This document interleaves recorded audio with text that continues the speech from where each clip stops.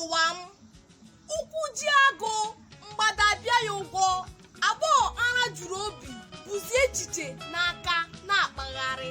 Ụwa agbara ya agharị, ụtara hụrụ ya bụ eze, ịkwụ ụdọ na-agụzi ya agụụ.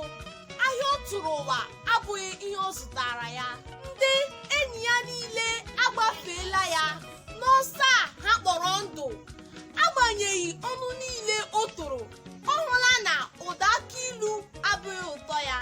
Chidimma nọzi na mahadum, Ngozi bi na nke di ya, Chinyere ji isi ụmụ abụọ akwụọla ụgwọ isi ọlọmachi, nne Nneka na-amịchazi na-aracha aka, ndị ọgọ ya na-ata ndụ ya mmanụ nke ọma, Ugodi ya bi na Abuja, ọ bụ Adaobi na-asụzi ndị ụlọ ha. Ike ụwa agwụla nwa agbọghọ, ụwa ajụla ya gbawa ya aka. Ụzọ ọbụla o tinyere isi ọkwachie, ọ bụzi ihe eji ama atụ ọdịda. Nwa agbọghọ na anya mmiri, ihe anya ya na-ahụ na-emegheri ya anya. Ndị o chere n'ụwa gaziela bụ ndị na-akwazi mmakwara. Chidimma ji akpata ya agụ akwụkwọ, Ngozi bụ akpa eji amụ ka esi eti ọkpọ, Chinyere ji aka ya azụ ụmụ ya, Ọlọmachi ji ọsọ anwụnye n'ọkụ.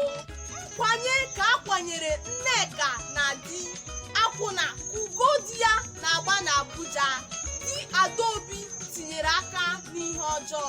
Ihe anya na-ahụ na-eduhie ụwa, ụkwaru oge ya ọ daa, chi awụ otu n'elu ụwa, nke onye dịrị ya. Onye buru chi ya ụzọ, ọgbagbu onwe ya n'ọsọ. Lekwasị anya n'ụwa gị, elezila nke ndị ọzọ. Ndewonu, abụ m Nwaada Sọpụrụchi Ann Adigbe. Nọdụnụ mma o.